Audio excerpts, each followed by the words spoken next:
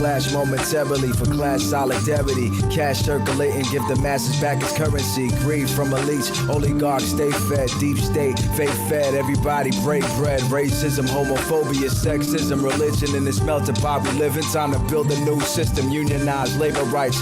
Highlight the issue, talking heads left is best. The saga continues. The Nomiki show. The Nomiki show. The Nomiki show. The Nomiki show.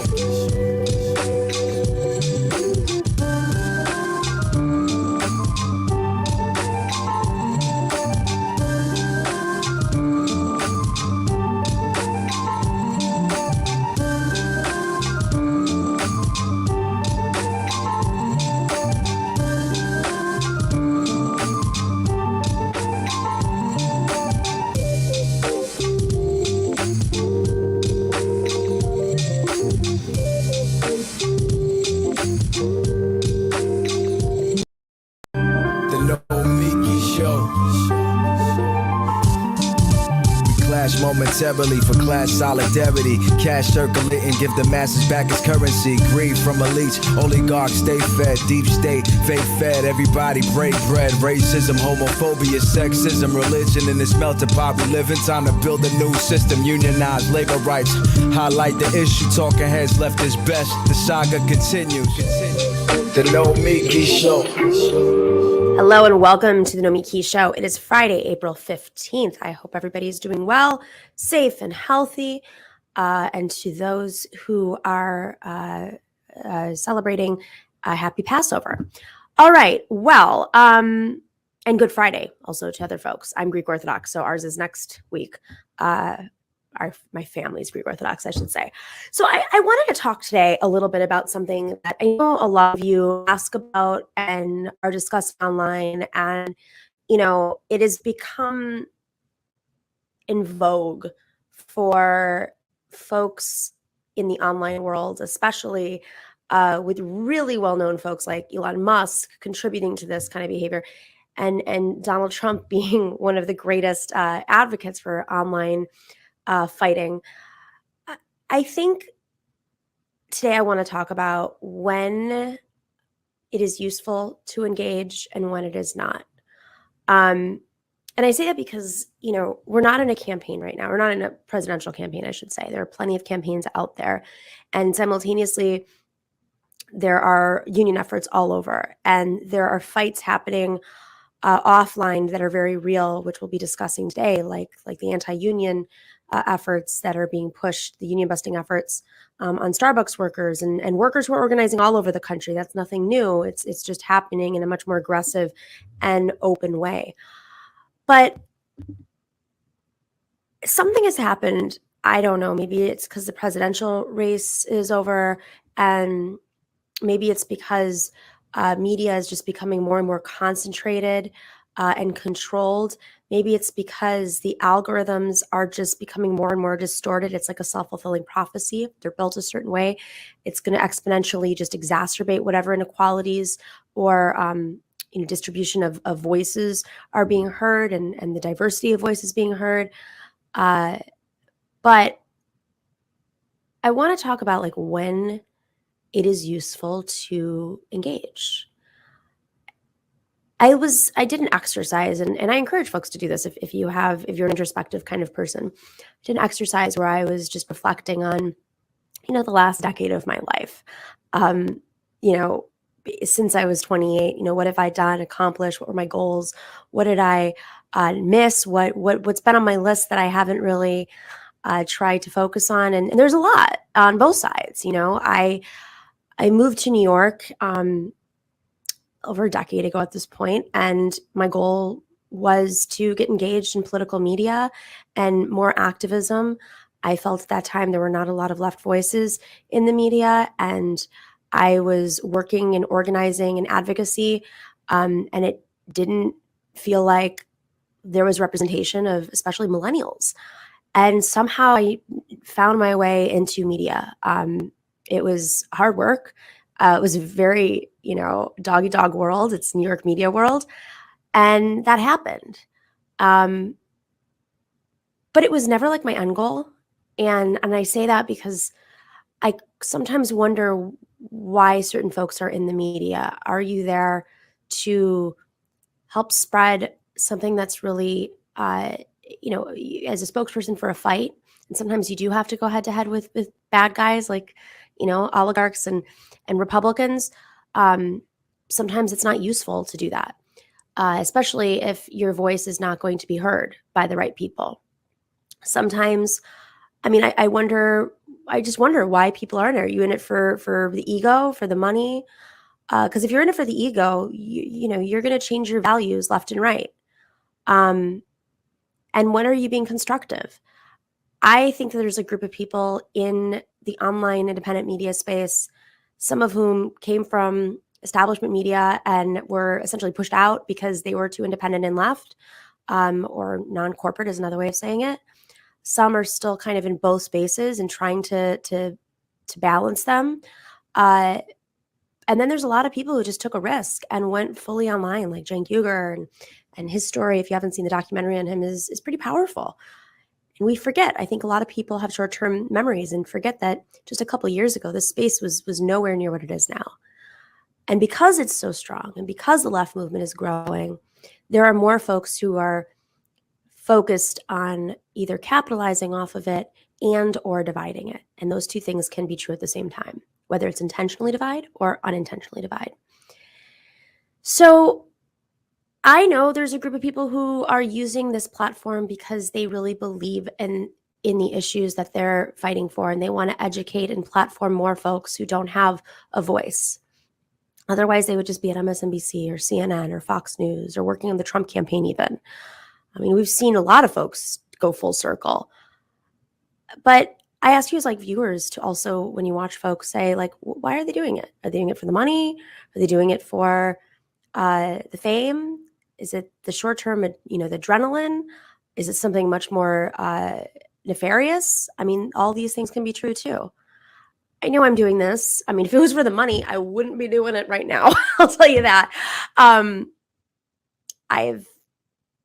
been in really interesting, media landscapes, and I've seen when people suddenly turn from doing it for advocacy to doing it for fame and turn on their values. I spend most of my day organizing. I know you guys see me online here and you don't see what's happening behind the scenes, but I spend most of my day organizing. I work with, working women who are running for office and helping them get their campaigns up and off the ground. I am working on a documentary in Puerto Rico, as many of you know, that takes on capitalism and money laundering and really the dynamics between folks trying to make money off the island and simultaneously displacing people from the island who've lived there their whole lives, and the colonial relationship Puerto Rico has with the United States. I organize my community. I attend events. I try to do my best with the time I have on this planet. But I do sit here and wonder sometimes how much of the online space is just noise. And the way that these tech companies have incentivized us to engage in that noise, to feel the adrenaline hit of a like, of a retweet, whether it's even real, engaging in fights with people, whether they're even real. There's an addiction, there's an adrenaline, and sometimes there's a negative consequence to it. There's smearing, there's attacks. Women and people of color are attacked way more online than I think folks are even aware, and that takes a toll on you after a while. By design, maybe not. Maybe it's just the algorithm, perpetuating it because a certain group of folks have always had an upper hand, and that inequality just stretches. And we saw what happened with Gamergate. I mean, Gamergate was some of the origins of this, and Gamergate, Steve Bannon, I know I talk about him a lot, was a big part of using that as a model to push Trump's ideas, which are built off of misogyny and racism. So I talk about this today because, I sometimes open up my Twitter and I wonder, like, what planet are we on? Because if you are actually organizing on the ground, sometimes this stuff does overlap, but sometimes it doesn't. Sometimes folks who are organizing on the ground think that they need to be in the media online, but really, like, a lot of the media online is pushed by bots. I mean, seriously. Elon Musk, was a story about Elon Musk today or the other day about how much of his online empire was boosted by bots. I know I had bots boosting me that I didn't even know until they turned on me because I didn't side with their, pro-Russia stances. I have no doubt that they probably supported some of the things about the Democratic Party when I was fighting them to reform them. So I guess the question I just want to leave you with today is how much of this is productive and how much of it is not. I am so grateful to our audience who has stuck with us throughout this entire process and believes in the work of those we put on air and the topics we talk about, how to get there and how to organize and how to turn this conversation into real life work. Because at the end of the day, we just have to organize. That's it. We just have to real life organize. Media can be a tool, but it is not the end goal in my mind. So I am really grateful to everybody. I've been thinking about this a lot the last few days, especially since Elon Musk has talked about taking over Twitter and reforming it. But I don't even know what that means. Like, what does that mean? Getting more right-wing voices on there, not shutting down his bot accounts. I really have no idea. And these are the kinds of public conversations we need to have because so much of our public conversation is being driven by things that we do not have information about. We do not have access to the algorithm. It is not transparent. A bunch of people trying to make money off of public discourse are dictating the terms of our public discourse. Simultaneously, they're pushing certain items. We know about, shadow ban. Bella Hadid posted on Instagram today that she's been shadow banned when she was talking about Palestine. This is beyond crisis at this point. And I think, for all of us just to sit here and think to ourselves, keep supporting independent media, keep supporting in whatever way you can, because that's really how we break through the noise. And of course, keep organizing on the ground. All right, we have an incredible show today. It is Femme Friday, April 15th, and we are going to be talking about recycling, the false promise of plastic recycling. This is a fascinating article which was featured in The Atlantic. We're going to be joined by, Ula Chrobak right after the break. And then right after that, Hannah Faris is going to join us to discuss all that union busting that's happening in Starbucks land. That's what I'm going to say. Starbucks land across the country, how workers are facing down one of the most intense union busting campaigns in decades. We will be right back after the short break. The Nomiki Show. The Nomiki Show. The Nomiki Show.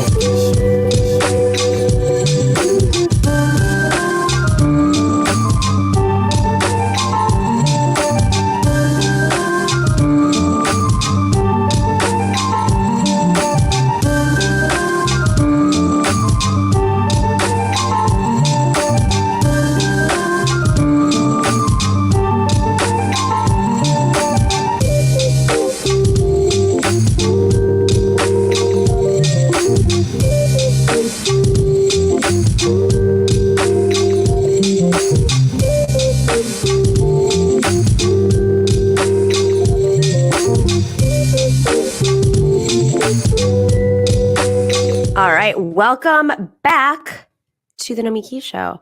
Do you guys know CBD? That's how they say it over at the Majority Report. So I'm going to practice my French. CBD. CBD is a great product, CBD. For those of you guys who have not tried CBD, not all CBD is the same. I use Sunset Lake CBD. I use Sunset Lake CBD because I got into a fight over CBD when I tried some really crappy CBD that I got from a bodega downtown in Manhattan, because I was like, okay, I guess this is going to help me sleep. Everyone says it helps you sleep. Then I bought it, spent $100-something on it, tasted like crap, and it didn't work. And so then I was like, this is a scam. This is like, plastics based on our previous conversation. And if you're old enough to know that joke from like the 80s. So I got in a big fight over this, and Sam Cedar was like, no, you got to try Sunset Lake CBD. Okay, fine. I'll try Sunset Lake CBD. And I started with the gummy bears, which are on screen right now. And Jesus Christ, those things, excuse my language, those things put me into the deepest sleep ever. And they were also delicious and addictive. And then I was hooked. And then I tried other products because I could not be hooked on gummy bears. I was eating like way too many. So I was really sleeping well and very calm.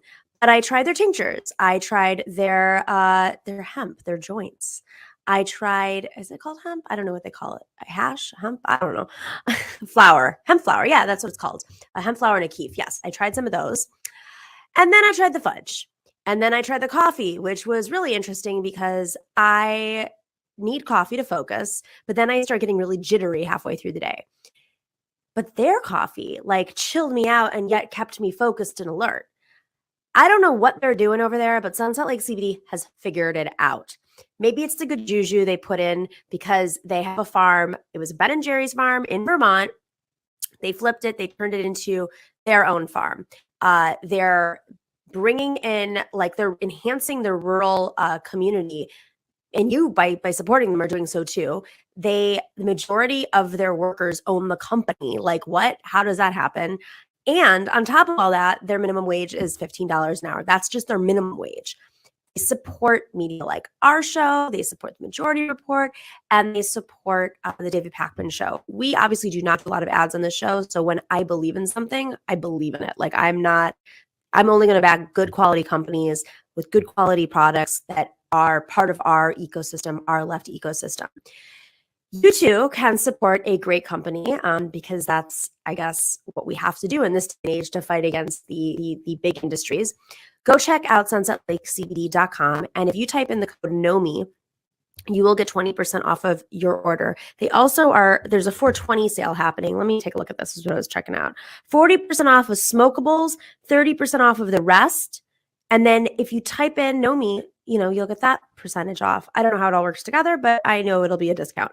The sale runs from the 13th to the 24th. It is a 420 sale. Go check out sunsetlakecbd.com, type in NOMI, and then check out the sale.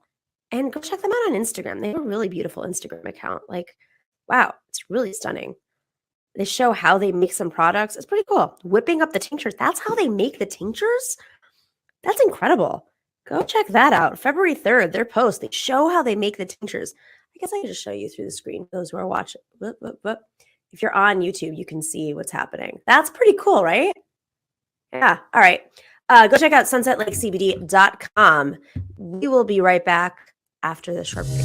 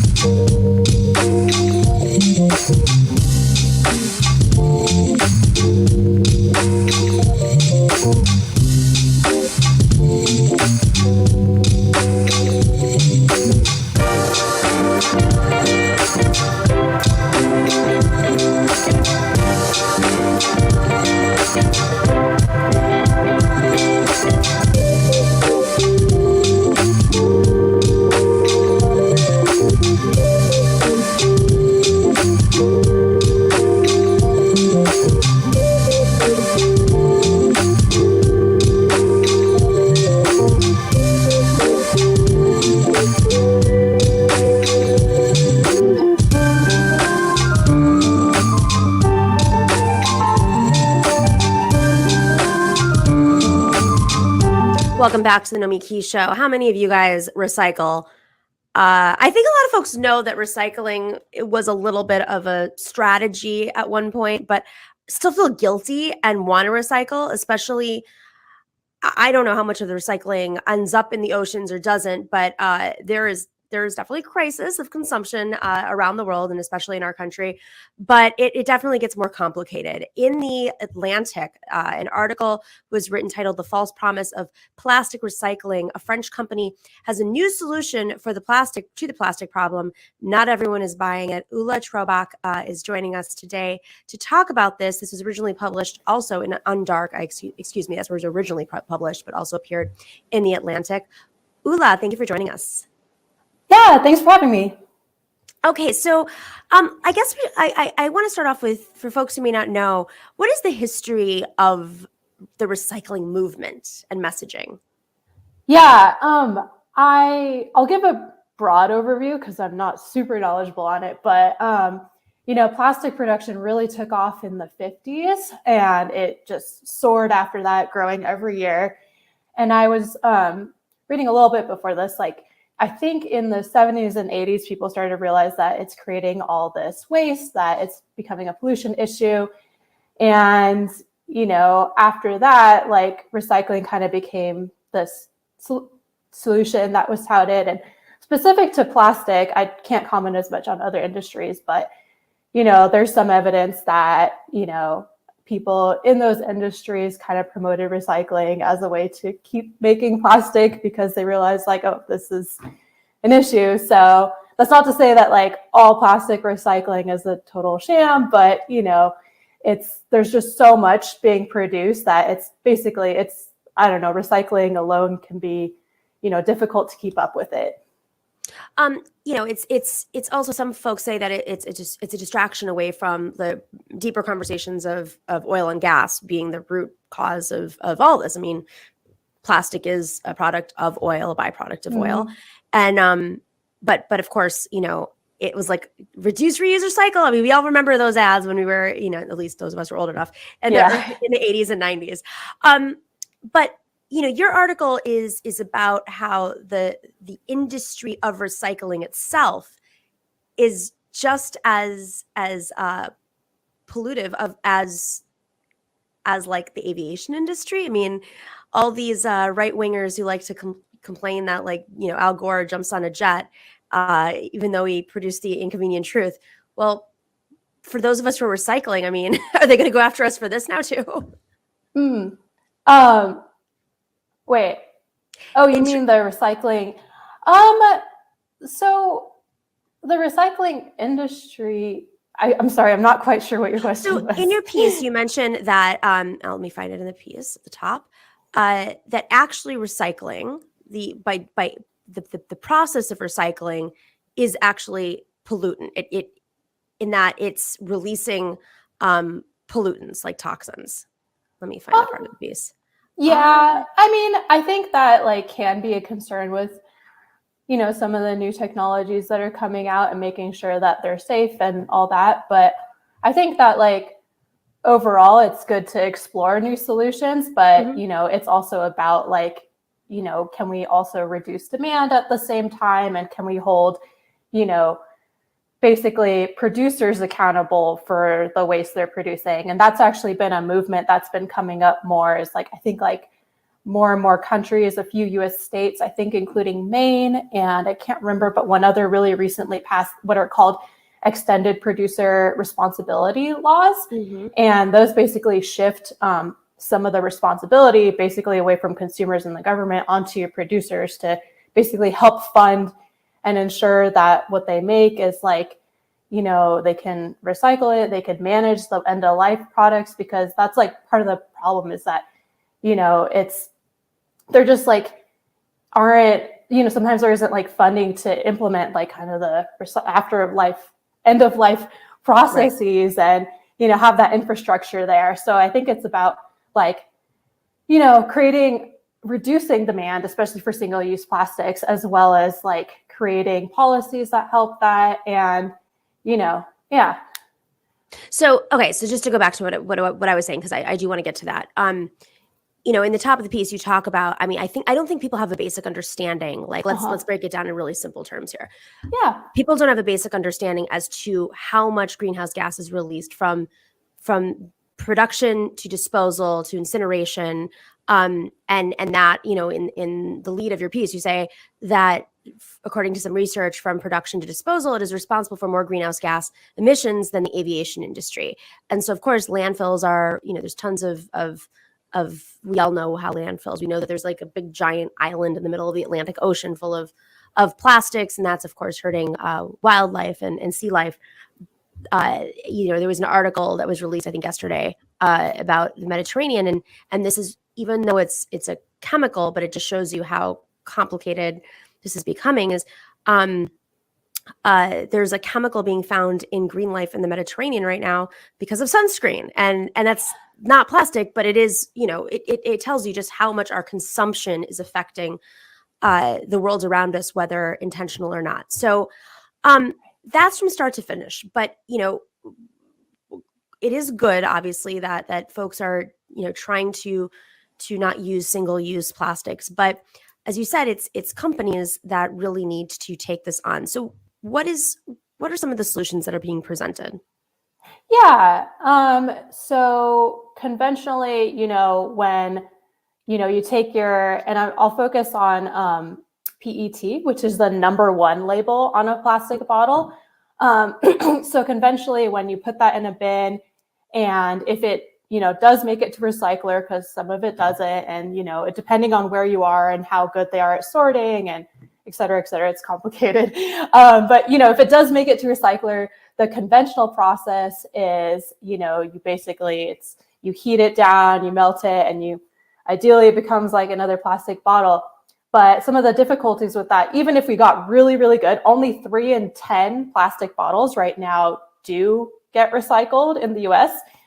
So even with all these curbside collection systems, we're not doing a great job. And, a lot of the rest is going on and, being sent overseas, like being incinerated or ending up, in all the oceans and everything, you're describing. So, but the stuff that does make it to recyclers, like, what happens is it's not the same quality that after it's recycled, the chemical structure is more brittle. So, like it can only be recycled maybe 3 times before it's still waste. So even if we got really, really good at collecting plastic bottles and recycling them, there's nothing not to mention all the other types of plastic we can't recycle at all. But if we got really good at plastic bottles, it all would still eventually end up in the landfill. So that's why some people are coming up with more kind of like advanced recycling solutions. And one of them, the one I focused on in the story that's really intriguing is like, I think maybe some of you have seen, like, there's been quite a few headlines about like, oh, we found this microbe in this landfill that can break down plastic. And essentially like researchers have been like kind of developing, enzyme-based technologies based on those findings. And like this company, Kartemquin, took an enzyme that was originally found in decomposing leaves, and they made it so that, basically it's more like, more efficient at decomposing PET. And so they've created this process that, you can put it all in this big reactor and add your enzymes in. And after 10 hours, I think, like more than 90% is recycled into, and this is the kickers, because it doesn't become more brittle. Instead, it takes like the PET and breaks apart these 2 like main components into like their building blocks. And then you could take those building blocks and use it. So basically it's like good as new when you use those building blocks again. So when people talk about like enzymatic recycling, it's this promise of being able to take plastic and recycle it so that it actually is good as new, because right now our existing technologies aren't able to do that. So when you say as good as new, what do you mean by that? So it has the same, so with this sort of like advanced recycling, it has the same kind of chemical like quality, like it's structurally the same as virgin plastic, which is produced, using more oil. So the promise is that we could be able to recycle indefinitely without having to mine more oil. Got it. Because just to be clear, when you're doing like thermomechanical recycling, it's still creating the same amount of waste, right? Yeah, eventually. Yeah, especially, even if you do recycle it, like eventually stuff gets so brittle that, it's just landfill bound or worse. And then when, in a few minutes ago, you mentioned that only 1 out of 3 pieces of plastic that you put into recycling make it. Why is that? I think that's a good question.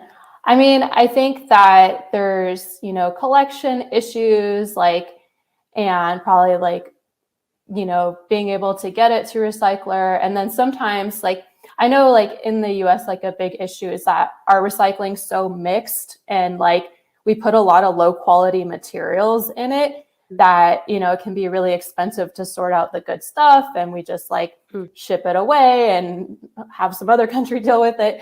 So it's I think the problem is that we don't have very good collection systems. And then a lot of people also do what people in industry call wish cycling, where, you just put things that you hope are recyclable in the bin. Oh, I do that all the time. And it makes it so the collection stream is really difficult. And then there's also issues with markets and being able to sell that recycled PET. And a lot of times, virgin PET is just cheaper. So it's companies are just kind of buying, making virgin bottles because that's cheaper. So it's it's an issue of markets, and as well as being able to sort that, the valuable material away from lots and lots of not valuable material. Well, I mean, it's so fascinating because, you also have different standards, not just based on your state, but on your city. What is recyclable in your city? And yeah, it's if complicated.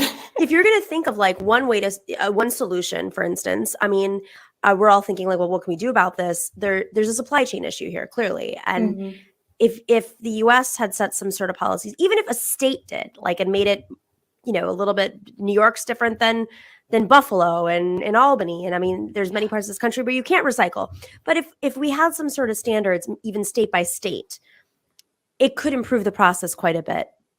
But the other aspect of this, I mean, in New York, you can throw anything into recycling.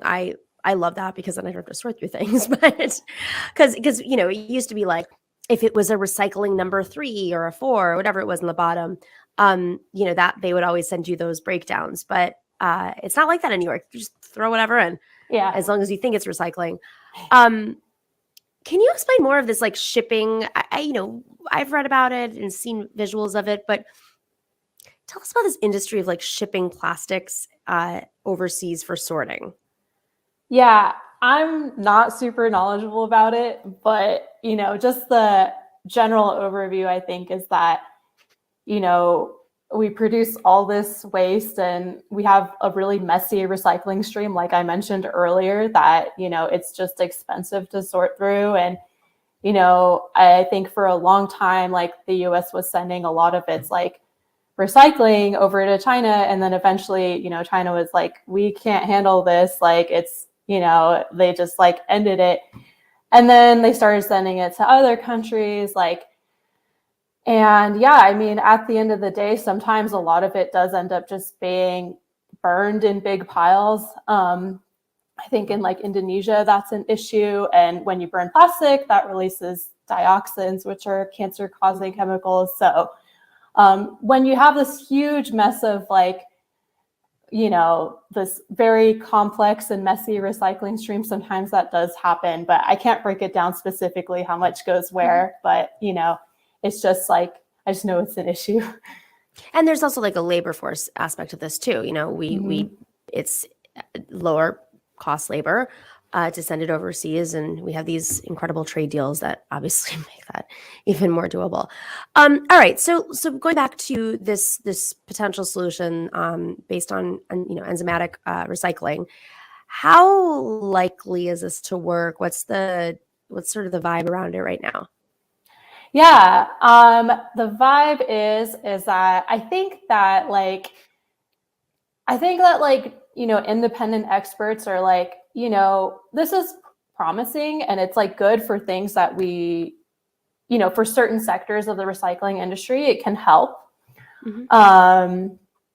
And there's some issues of because we talked earlier, a lot of recycling, the problem is that the recycled material is more expensive than making it virgin. And it's still the problem here, where the recycled PET that's made through enzymatic recycling is still more expensive than virgin PET.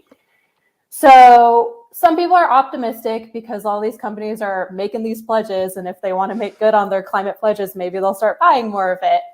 But, that kind of remains to be seen. But, hopefully, they can get those costs. If they can get those costs down, then it could be a viable solution. And, but I think it's important to remember that, some of those advanced recycling processes, they're only focused on PET, which is that number one plastic on your bottles.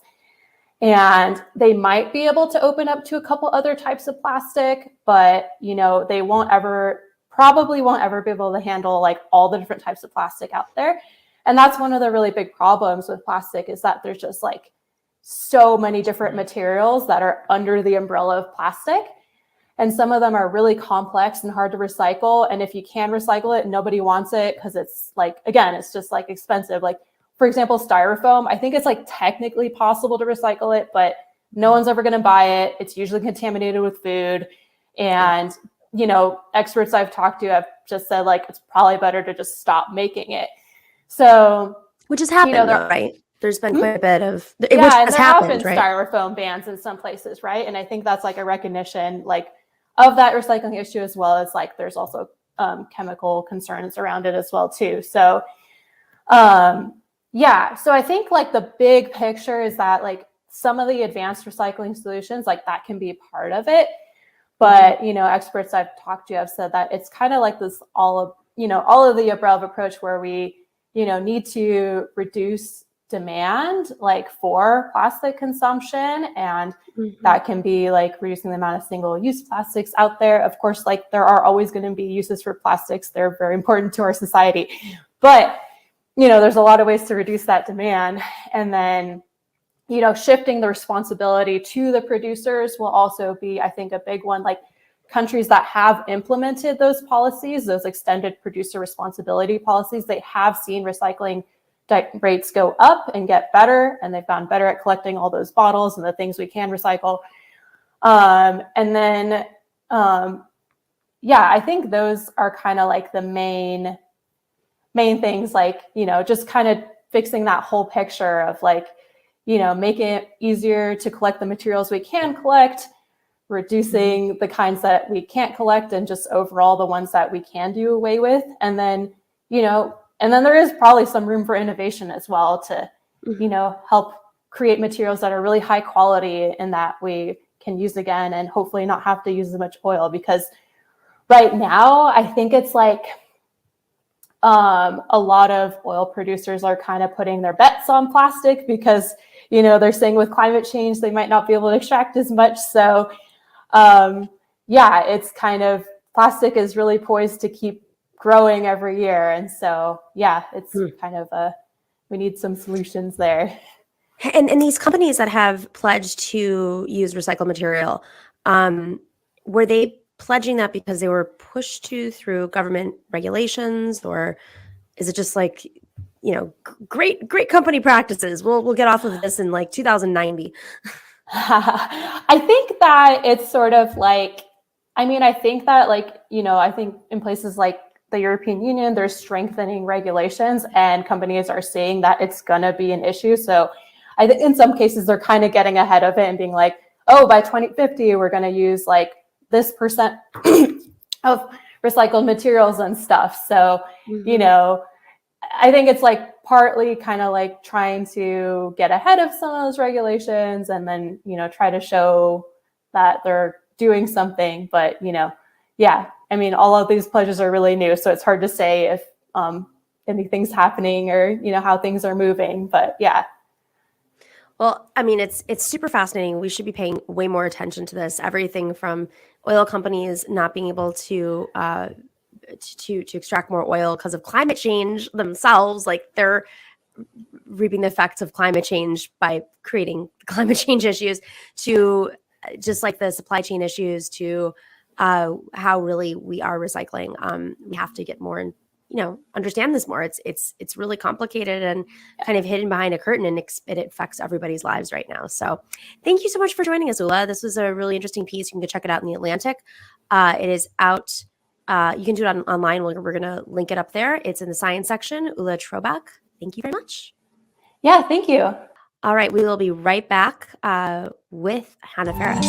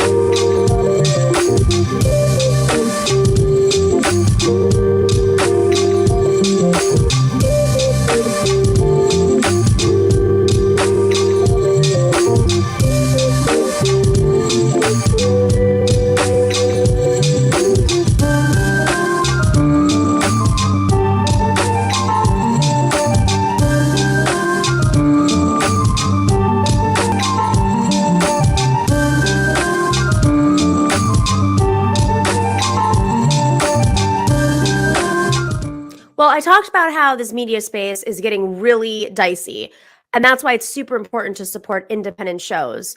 A lot of shows seem to have like bot armies attached to them, which are, I think, stimulating the algorithm to favor them. I mean, it's like such a.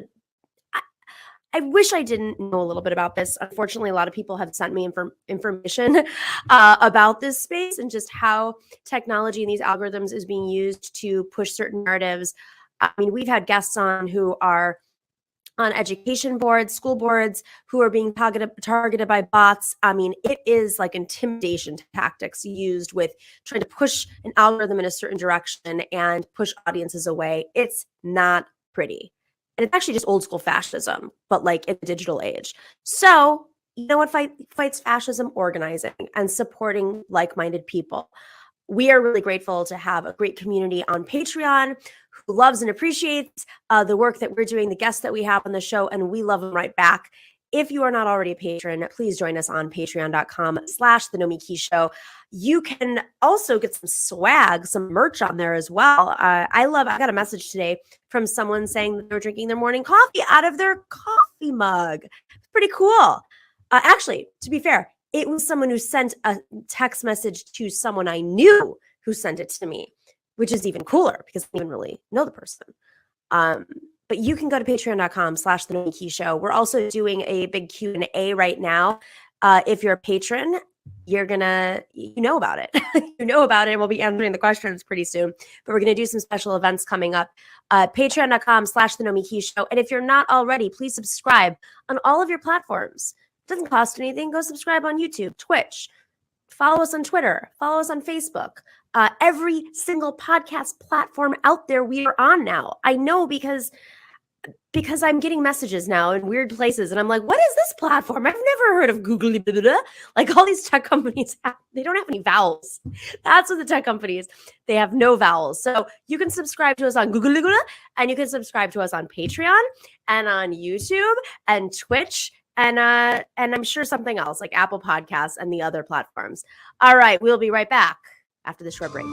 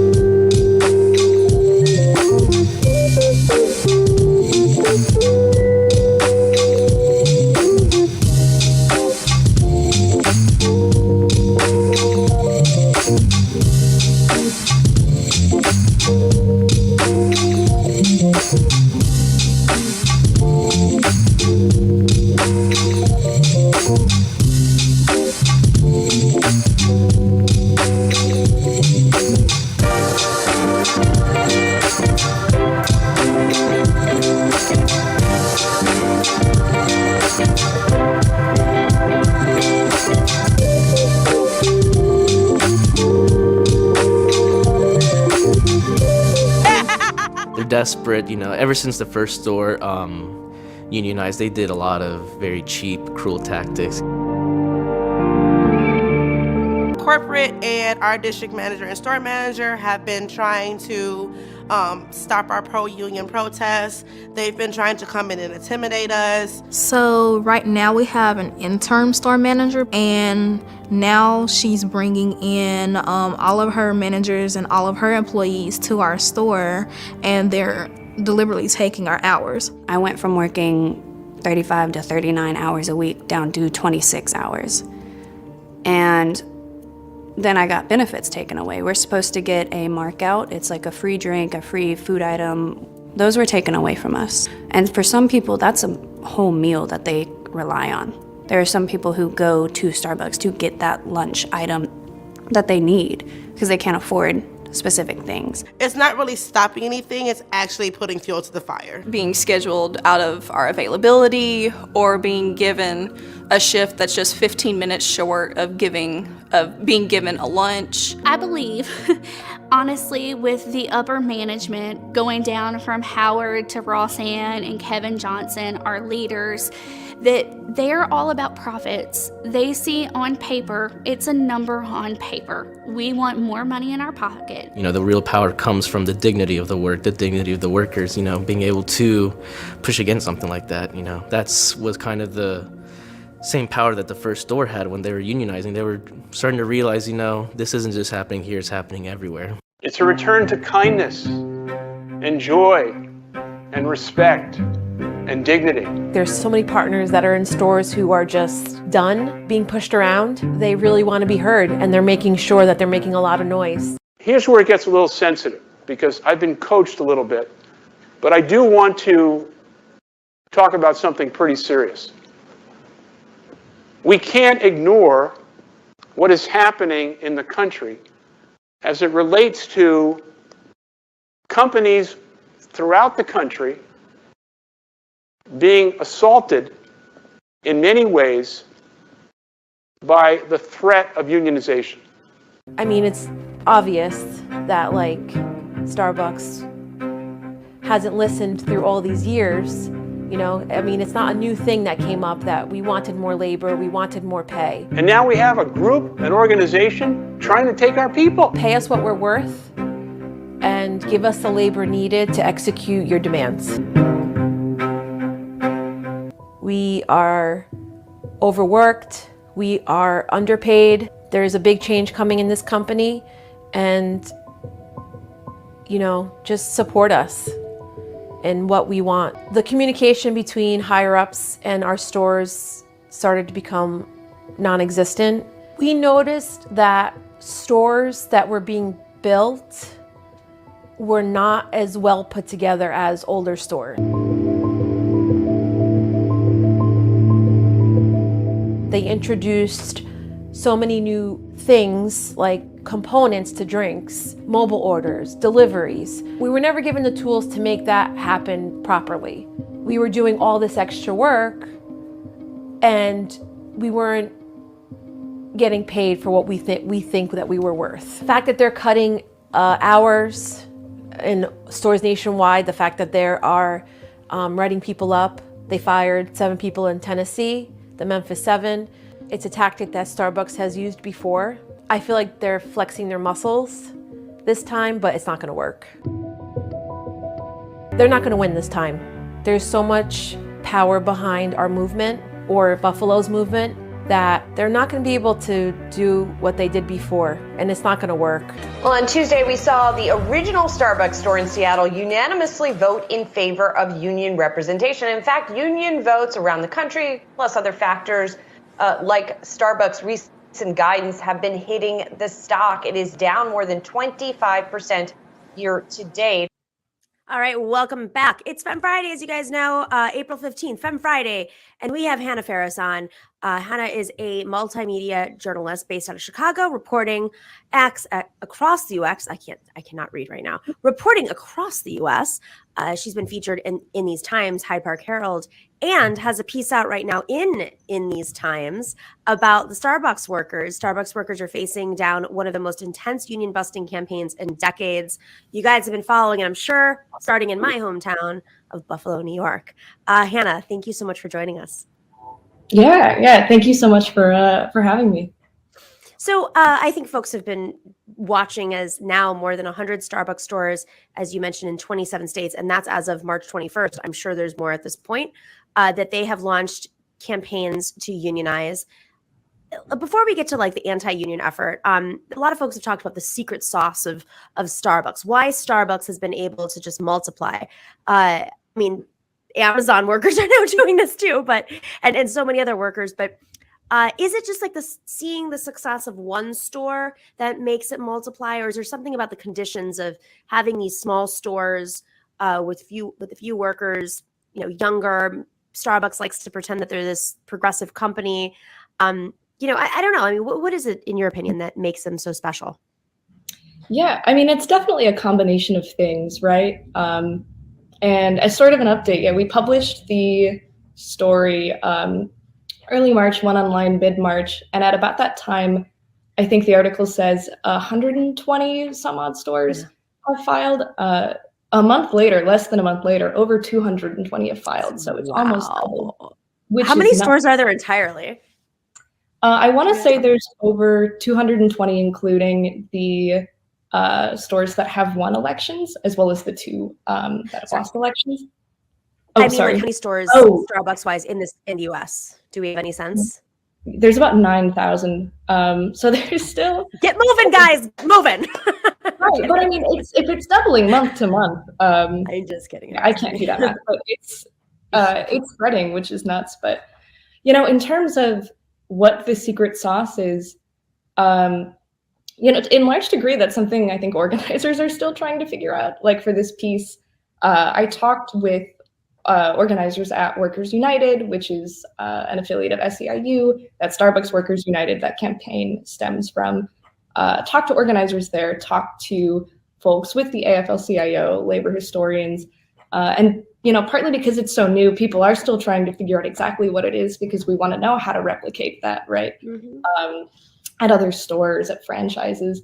But you know, part of it obviously comes from the fact that workers are fed up. You know, minimum wage workers have been struggling for years, especially in light of the pandemic, right? People are putting their lives on the line for, in some places, $7 an hour, right?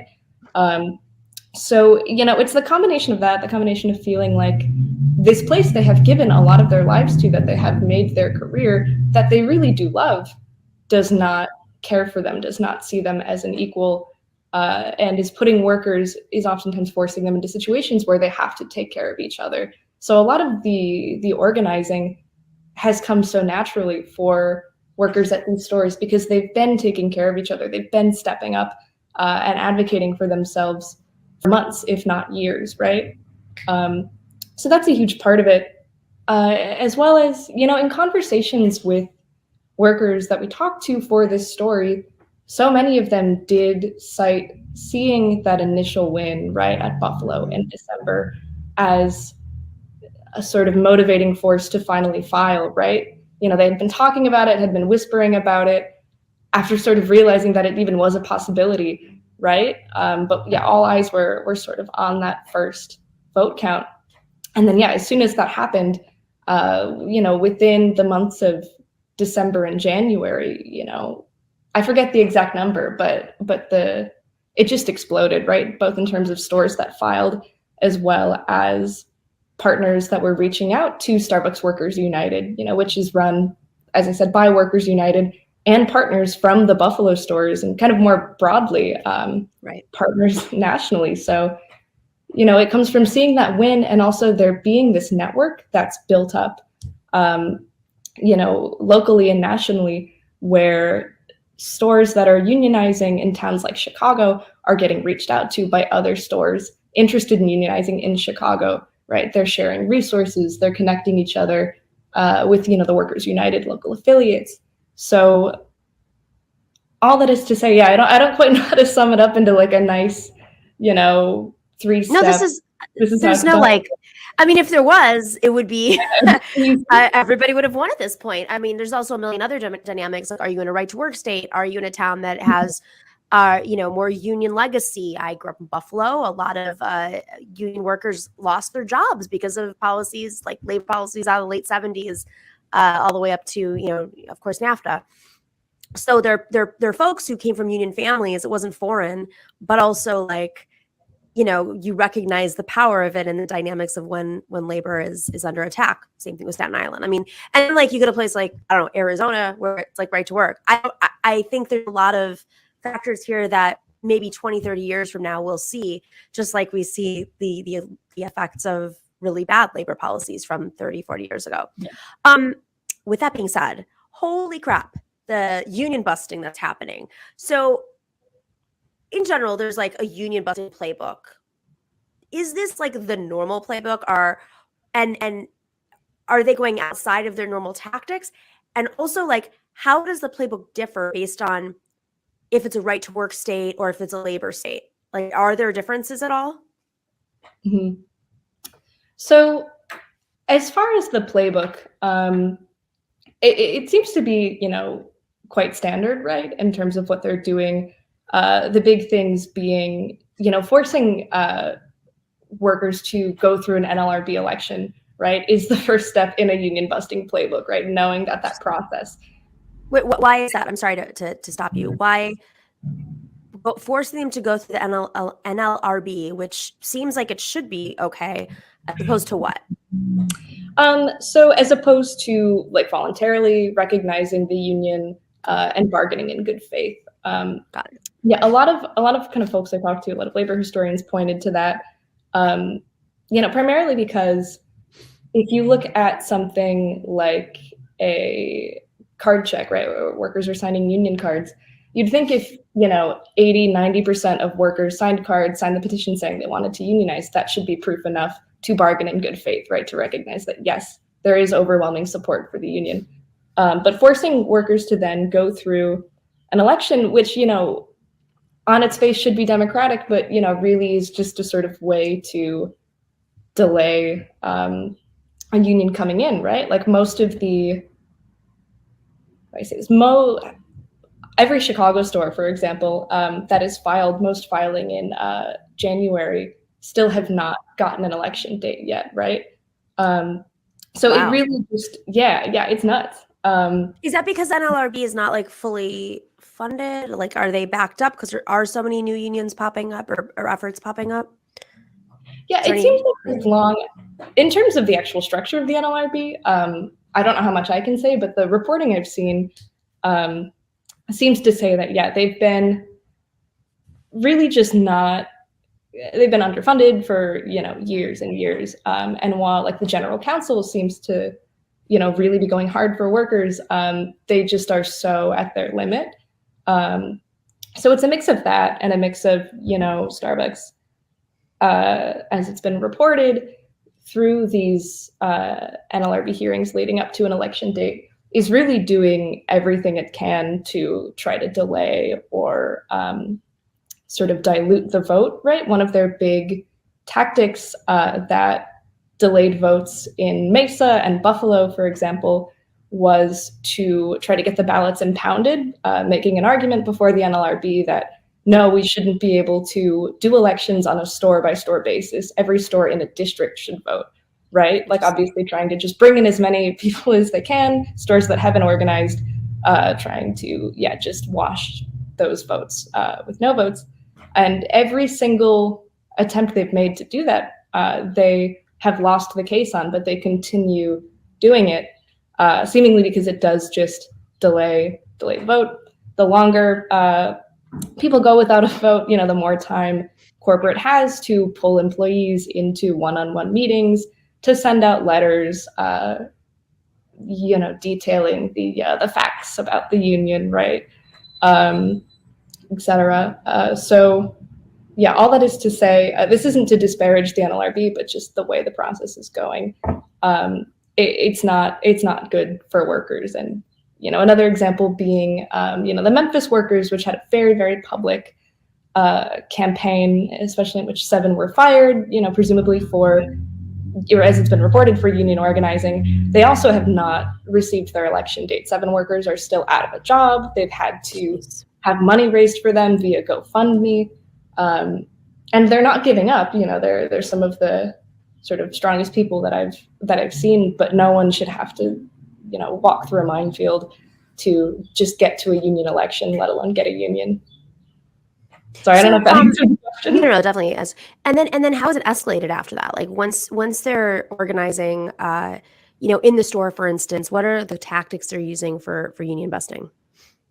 Yeah, so some of the big tactics beyond just delaying the vote are, one of the first things that I would hear of happen that workers would tell me about is within days or a week of filing for election, releasing that letter, a bunch of managers that they have never seen or maybe rarely seen would just start appearing in the store, right? Regional managers, district managers. One worker I talked to that I think had been working at their Starbucks for 7 years, was seeing managers for the first time, right, who had presumably been with the company for a decade. So, these managers would show up. In some cases, they would try to, build a rapport with employees, try to become friends with them, ask, what it is that they could be doing better, trying to put on this sort of friendly face. We're here to help. We're here to enhance the partner experience. In other cases, some would just, per what employees told me, some would just sit in the lobby all day at a table facing the counter, just watching people. And the common thread I heard, we talked to, over a dozen baristas, across the country. The most common thing I heard is that everyone felt like they were being, like they were under surveillance, right? So that is usually the first tactic. What ends up happening shortly after that is these managers start hosting what they call listening sessions, right? To hear employee grievances, try to make the workplace better, and then ultimately, share facts about the union, as they call it. In these cases, it's either been, one-on-one, manager pulls an employee onto the floor, often during the workday, in some cases in the middle of a very busy workday. In some cases, or in this one case, this worker in Eugene told me about, management were pulling staff off the floor during some of the busiest times of the day, rush hours, right? Pulling them into these meetings where, while they wouldn't explicitly say this, they would essentially imply, nothing is guaranteed in a union contract. These benefits that you rely on, these wages that you feed your family with, they could be gone, you could lose your health care, you could lose your college tuition, which are things that Starbucks offers. Basically implying that to employees, pulling them off the floor at one of the busiest times of the day, just causing them so much distress from those conversations alone, from the intimidation, that they had to take off for the rest of the day or for lunch and just cry, because it was just overwhelming. And it's also, it's a workspace. It's interesting in that it's a small cafe, right? So beyond just the surveillance that workers would talk about, where management would watch them at the counter, they have very little private space. They have very little space to actually take a break, talk about what's been going on, and actually organize. So they are just constantly, between just the stress of the job itself and the undue burden distress management is putting on them, they really have no escape and are just having to deal with this day in and day out. So that's one tactic, as well as these things called captive audience meetings, which are similar, but it's, all staff essentially pulled into a meeting with management. And we've heard stories about this. Happened in Chicago, actually, in February, stories where, the store closed for an hour or two. All of the sort of regional management was there. You had managers crying. They talked about, what a big family they were. You don't want to sort of union this big bad third party coming in and, ruining the familial relationship they have. And, this is a store where workers were routinely getting death threats from customers, and management previously had been blowing them off. So yeah, it's just, that alone is just, a lot of stress. And then kind of beyond that, as far as union busting, there's obviously retaliation, right, which is illegal, but happens. And there's no, I don't think I've seen the most recent reporting on this, but one worker that I talked to had been kind of keeping a total of partners nationally that have pretty credible cases to being fired, for unionizing or for, being very active in their store's campaign. And it's over 20, and this obviously includes the Memphis 7. But yeah, it's creating, ultimately a culture of fear among workers, between telling them, hey, you might lose everything if you go forward with this, you'll have to pay dues, you'll lose your autonomy. And, this fear, I might lose my job for this ultimately. that's kind of the gist of what workers are facing. And there are a lot of little things too, like workers getting texts from the emergency line on Starbucks that are telling them to vote no, if ballots went out, right? Flyers going up in store. Starbucks put out a website that kind of spread a lot of its union facts. The whole gamut of things. There's And Howard Schultz, of course, also putting his foot in his mouth every 5 seconds, thinking that he's like, that's what's so amazing is like the board of Starbucks thinks, oh, this is the guy who has put his foot in his mouth quite a few times and being completely disconnected. Guy ran for president. He thinks that, the board is like, that's who is going to speak to these workers. And he's messed up multiple times and they still are like, nope, we're gonna keep him.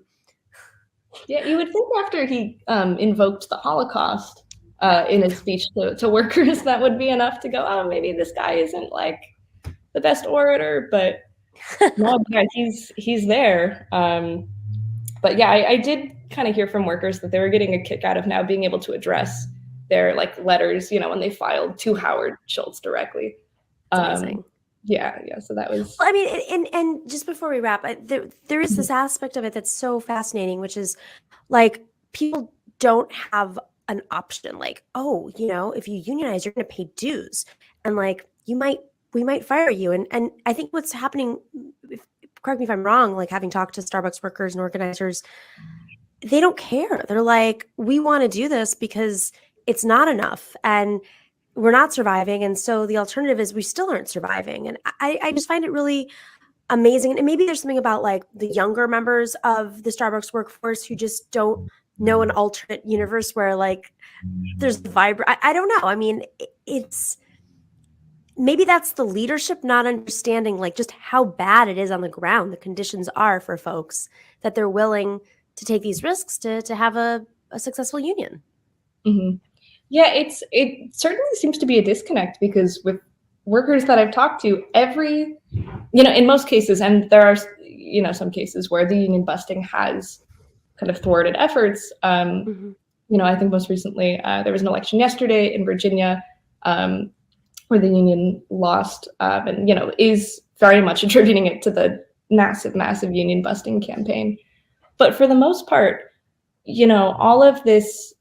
all of the threats, all of the harassment workers are saying is only adding fuel to the fire, right? It's how can a company, try to use this rhetoric of, oh, we're your family, but we're also threatening to, ruin your life, right? Right.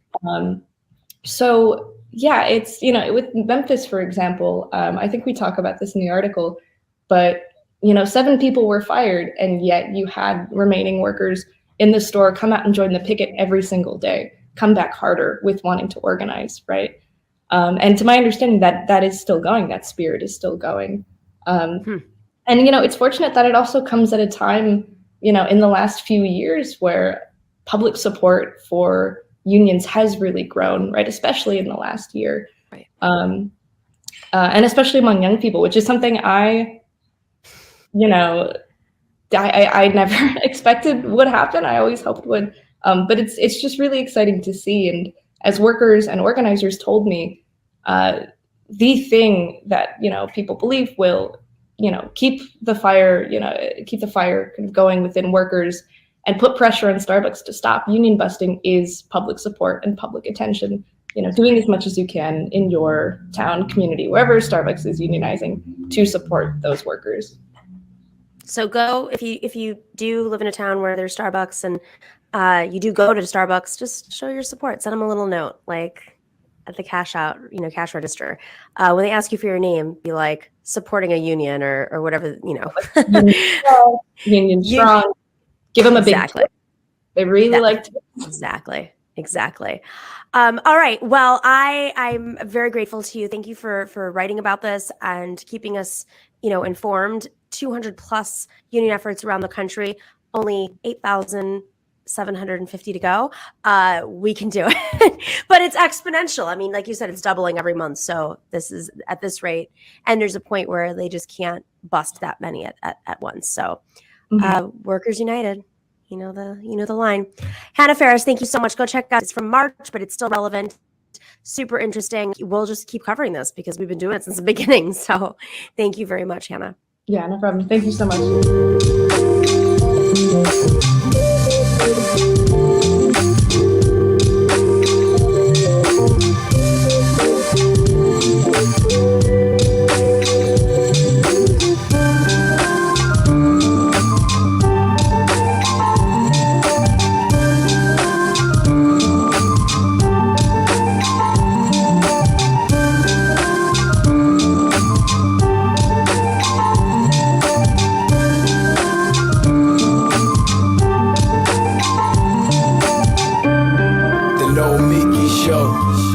All right, everyone, thank you so much for joining us for this Femme Friday, April 15th.